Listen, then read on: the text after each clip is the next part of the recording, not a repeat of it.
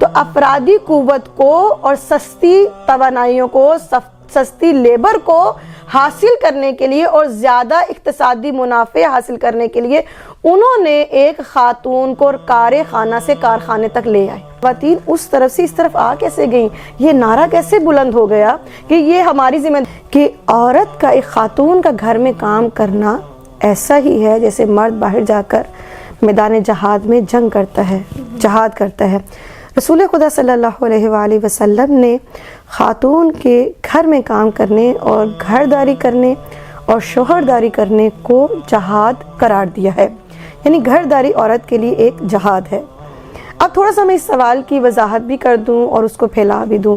کہ یہ جو کہا جاتا ہے کہ عورت کی جو گھرداری ہے اس کی نکوہش کی جاتی ہے یا معاشرے میں کچھ ناآگاہ افراد کی طرف سے اس کی مذمت کی جاتی ہے، اگر خاتون گھر کے کام کرتی ہے تو کہا جاتا ہے کہ یہ تو میڈ ہے، یہ تو صرف گھر کے کام کرنے کے لیے، یا خاتون بھی بعض اوقات خواتین کہتی ہیں میں کوئی نوکر تو نہیں ہوں جو گھر کے کام کرے۔ سب سے پہلے تو ہمیں یہ ہماری خواتین کو خاتون ہونے کی حیثیت سے یہ جان لینا چاہیے کہ گھرداری عورت کا ہی کام ہے۔ یہ کوئی ایسا کام نہیں ہے کہ آج ایجاد ہوا ہے تو آج خواتین کے اوپر یہ چیز لاگو ہوئی ہے کہ وہ گھر کے کام کریں اور آج وہ اس کا انکار کرے کہ میں گھر کے کام نہیں۔ جی ابھی آپ نے بڑی خوبصورت بات کہی کہ جب بی بی فاطمہ کو بتایا گیا تھا، آپ کے جو بانٹے گئے تھے کام، تو وہ بہت خوش ہوئی تھی کہ بابا جان آپ نے میرے لیے وہ کام چنا کہ جو گھر کی چار دیواری کے اندر ہو رہا ہے۔ تو یہ ایسا کام نہیں جو جدید ہے خاتون کے لیے، بلکہ قدیم سے ہی خاتون گھر کے کام کرتی آ رہی تھی، کر رہی تھی، کرتی رہی ہے اور کرتی رہے گی۔ یہ اس کی وظیفہ اور اس کی ذمہ داری ہے۔ کیوں؟ کیونکہ جو خالق کائنات ہے، جو مالک کائنات ہے، اس نے بھی زندگی کے جو مشترکہ زندگی مرد اور عورت میں جو تقسیم کی ہے، گھر کے باہر کے کام مرد کی ذمہ داری جو زیادہ مشقت طلب ہے، جو زیادہ محنت طلب ہے، جو زیادہ سخت ہے، جو گلی گلی پھرنا، جو سڑک سڑک پھرنا، جو رزق کو تلاش کرنا، وہ زحمتوں کو مرد کے ذمہ رکھ دیا ہے۔ اور خدا نے اس جو لطیف مخلوق ہے، جو نازک مخلوق ہے، جسے ریحانہ قرار دیا گیا، جسے خوشبو قرار دیا گیا ہے، اس کے لیے گھر کے کام، اگرچہ بھی یہ بھی میدان جہاد خاتون کا، وہ قرار دے دیا گیا ہے۔ لیکن سوال یہ پیدا ہوتا ہے کہ خواتین اس طرف سے اس طرف آ کیسے گئیں؟ یہ نعرہ کیسے بلند ہو گیا کہ یہ ہماری ذمہ داری نہیں ہے، یا ہم مثلا اگر گھر کے کام کریں گے تو ہم نوکر گردانے جائیں گے؟ یہ نعرہ مغرب سے بلند ہوا ہے،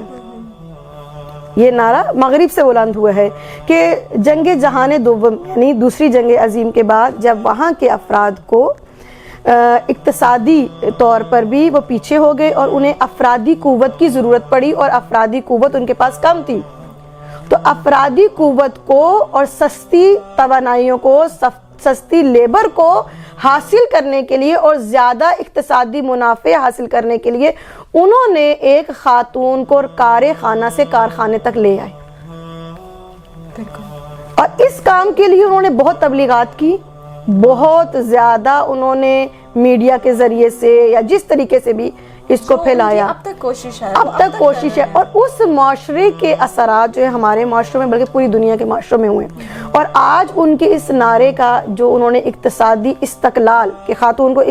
اقتصادی استقلال چاہیے، درحالی کہ ان کے سوچنے سے پہلے خالق کائنات جو مالک کائنات ہے خاتون کو اس اقتصادی استقلال عطا کیا ہے۔ جو مرد کماتا ہے وہ خاتون کی جیب میں ہی جاتا ہے، چاہے وہ مہر کی صورت میں ہو، چاہے وہ وراثت کی صورت میں ہو، چاہے شوہر سے جیب خرچ کی نان و نفقے کی صورت میں ہو، اور بھی بہت ساری اس کی شکیں ہیں۔ اب جب وہ مرد خاتون کو لے آئے تو اب خاتون کو وہاں برقرار رکھنے کے لیے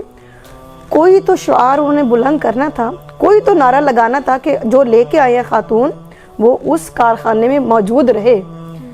چونکہ فطرت میں گھر کے کام، گھر کو سنبھالنا، بچہ داری کرنا، بچے کی پرورش کرنا، اب خاتون جو گھر سے باہر آئی ہے، آپ مجھے بتائیں وہ اپنے بچے کو چھوڑ کے آئی ہے، کیا فطری طور پر وہ بچے کے لیے پریشان نہیں ہوگی؟ چاہے وہ کوئی بھی خاتون ہو، چاہے وہ مسلمان ہے چاہے وہ غیر مسلمان ہے۔ اب انہوں نے خاتون کو ایک خوبصورت شعار کے ساتھ کہ اقتصادی استقلال، یعنی تمہیں بھی پیسہ کمانا چاہیے تو لہٰذا ایک پروڈکٹ کے طور پر اور ایک کمانے والی مشین کے طور پر وہ اس نازک اندام خاتون کو گھر سے کارخانہ سے کارخانے کی طرف لے کر آئے، اور وہاں سے یہ صلاحیت ہمارے معاشرے میں یہ شعار اور یہ نعرہ ہو گیا کہ عورت گھر کے اگر کام کرتی ہے تو وہ نکرانی ہو جاتی ہے۔